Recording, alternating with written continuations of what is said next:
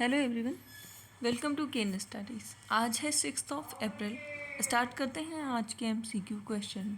आज का first question है, which of the following countries are related to Doklam stand off. आपसे पूछा जा रहा है निम्नलिखित में से कौन से देश डोकलाम गतिरोध से संबंधित हैं। आपके ऑप्शंस हैं इंडिया, चाइना, भूटान और बांग्लादेश। और इस क्वेश्चन में आपका करेक्ट ऑप्शन हो जाएगा ऑप्शन सी। ये इंडिया, भूटान और चाइना से संबंधित है। डोकलाम के बारे में बात करें तो ये इशू अराइज हुआ in the year 2017 when the Chinese army violated the agreement made with Bhutan in Doklam area. In 2017, Chinese troops with construction vehicle and road building equipments began extending an existing road southward in Doklam, a territory that is claimed by both China and India's ally Bhutan. So, as a part of Operation Juniper, about 270 armed Indian troops with 2 bulldozers crossed the Sikkim border into Doklam to stop the Chinese troops from constructing the road. And in August 2017, both India and China announced that they had withdrawn all their troops from the face-off site in Doklam. तो ये Doklam issue संबंधित है China, Bhutan और India से। बढ़ते हैं next question की ओर। Which of the following statement regarding UN water conference is incorrect. आपसे पूछा जा रहा है संयुक्त राष्ट्र जल सम्मेलन के संबंध में कौन सा कथन गलत है। फर्स्ट स्टेटमेंट है, the 2023 conference was held at New York and co-hosted by Netherland and Tajikistan. Second, the theme of 2023 conference was universal access to water in a post-pandemic world. Third, the conference was held after 46 year. आपसे incorrect statement पूछा गया है और आपका incorrect option हो जाएगा option B, जबकि first और थर्ड स्टेटमेंट सही है। यूनाइटेड नेशंस वाटर कॉन्फ्रेंस 2023 हुआ है न्यूयॉर्क में and was first such meeting on water after 46 year। और इस वर्ष की थीम है our watershed movement uniting the world for water. और इस मीटिंग का एम है to support the achievement of internationally agreed water related goals and targets including those content in 2030 agenda for sustainable development goals. Report की बात करें तो in report entitled water for sustainable development 2018 and 2028 United Nation ने recognise किया है that we are not on track to meet the 2030 SDG 6 for water. Last time UN water conference मनाया गया था 1977 में and it was a groundbreaking in achieving the first global action plan. बढ़ते हैं next question की ओर। Which among these releases the India justice report. आपसे पूछा जा रहा है इंडिया जस्टिस रिपोर्ट कौन जारी करता है। आपके ऑप्शंस हैं union ministry of law and justice, law commission of India, Tata trust या PRS रिसर्च। और इस क्वेश्चन में आपका करेक्ट ऑप्शन हो जाएगा option C. India justice report Tata trust के द्वारा जारी किया जाता है। So, India Justice Report was initiated by Tata Trust in 2019 and this is the third edition. This report is based on overall data of 4 pillars of justice delivery, namely police, judiciary, prison and legal aid. In India Justice Report 2022, the state of Karnataka has achieved the top rank among the 18 large and mid-sized states with a population over 1 crore. तो आप ये ध्यान देंगे ऐसे states जिनकी population 1 crore से अधिक है उनमें कर्नाटका फर्स्ट प्लेस पर रहा है, सेकंड प्लेस पर तमिलनाडु है, तेलंगाना थर्ड प्लेस पर है, गुजरात फोर्थ पे और आंध्रा फिफ्थ प्लेस पर है। वहीं उत्तर प्रदेश की बात करें तो वो लोएस्ट है 18th प्लेस पर। And in the list of 7 small states with the population less than 1 crore Sikkim topped Arunachal Pradesh at second place and Tripura at third place. बढ़ते हैं नेक्स्ट क्वेश्चन की ओर। Which country became the latest member of NATO in April 2023? आपसे पूछा जा रहा है अप्रैल 2023 में नाटो में शामिल होने वाला नवीनतम सदस्य देश कौन सा है? आपके ऑप्शंस हैं फिनलैंड, आइसलैंड, स्वीडन या डेनमार्क। और आपका करेक्ट ऑप्शन हो जाएगा option A.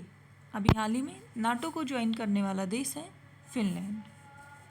So Finland joined the NATO military alliance on April 4, 2023 on the 74th anniversary of signing of NATO's founding treaty on April 4, 1949.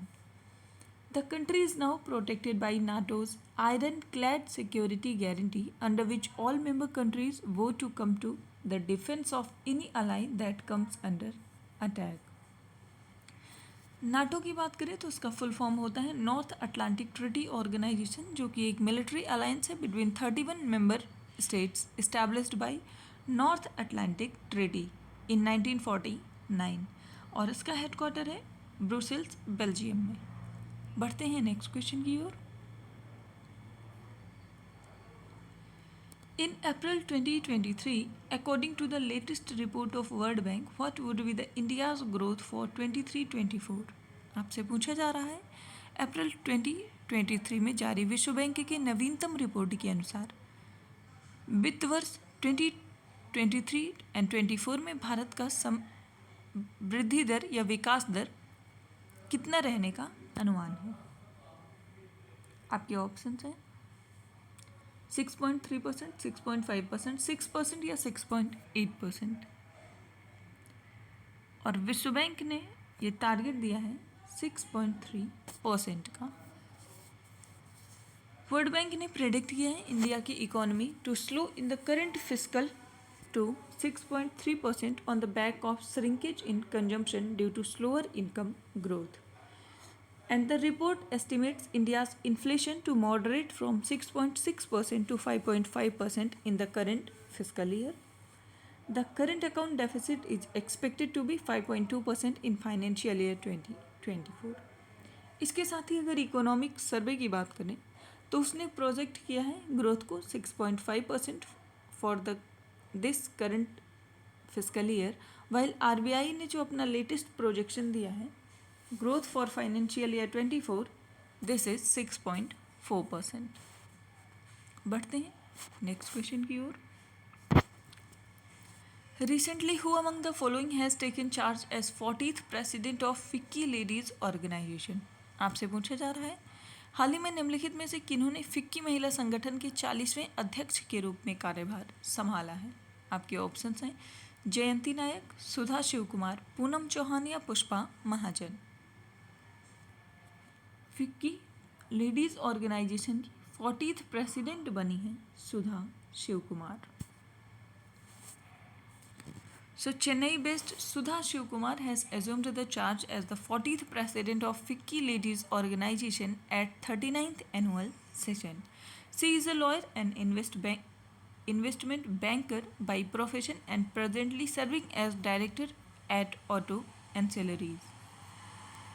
FICCI ladies organisation की बात करें तो it is the oldest women led and women centric business chamber in south east Asia and it was established in 1983 as a division of Federation of Indian Chambers of Commerce and Industry, which is the apex body of industry and commerce in India.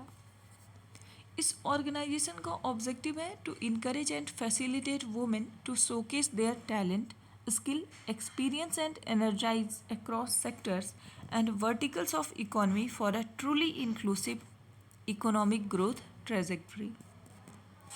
बढ़ते हैं next question की ओर। Which country is the host of bilateral maritime exercise SLINEX 2023? आपसे पूछा जा रहा है कौन सा देश द्विपक्षीय समुद्री अभ्यास स्लीनेक्स का मेजबान है? आपके ऑप्शंस हैं इंडिया, श्रीलंका, फ्रांस या सिंगापुर। और आपका करेक्ट ऑप्शन हो जाएगा ऑप्शन बी। श्रीलंका में इस बार स्लीनेक्स 2023 का आयोजन किया जाएगा। And SLENEX 2023 is the 10th edition of annual India-Sri Lanka bilateral maritime exercise. It is scheduled to be held in Colombo, Sri Lanka. And the Indian Navy is represented by INS Kiltan, INS Savitri, an offshore patrol vessel, while the Sri Lanka Navy is being represented by SLNS Gajbahu and SLNS Sagar. इस exercise का aim है to enhance interoperability, improve mutual understanding and exchange best practices and procedures for multi faces maritime operations between both navies. इसके अलावा कुछ other exercises भी होती हैं between India and Sri Lanka. Those are exercise Mitra Shakti, जो कि एक मिलिट्री एक्सरसाइज है, और इसके साथ ही दोस्ती ट्राइलेटरल एक्सरसाइज, जो कि इंडियन कोस्ट गार्ड, मालदीव और श्रीलंका के मध्य आयोजित की जाती है। बढ़ते हैं नेक्स्ट क्वेश्चन की ओर। SAREX 2023 is conducted by which among these. आपसे पूछा जा रहा है SAREX 2023 किसके द्वारा आयोजित किया जा रहा है। आपके ऑप्शंस हैं BSF, Indian coast guard, Indian army या ITBP। और आपका करेक्ट ऑप्शन हो जाएगा ऑप्शन बी। SAREX का आयोजन इंडियन कोस्ट गार्ड करती है। So Indian coast guard conducted search and rescue operations in Kakinada, Andhra Pradesh, and the exercise aimed to stimulate a real time maritime distress scenario and highlight the functioning of search and rescue organisation for a mass rescue operation. ये exercise involve करती है all stakeholders with effective use of available resources towards maritime search and rescue contingency efficiently. Indian coast guard की बात करें तो ये एक maritime law enforcement and search and rescue agency है भारत की। It was formally established in 1978 by the coast guard act 1978 of parliament of India and it operates under the ministry of defence. इसका headquarter New Delhi में है और वर्तमान समय में director general हैं वीरेंद्र सिंह पठानिया। आज के करंट अफेयर सेशन में इतना ही। धन्यवाद।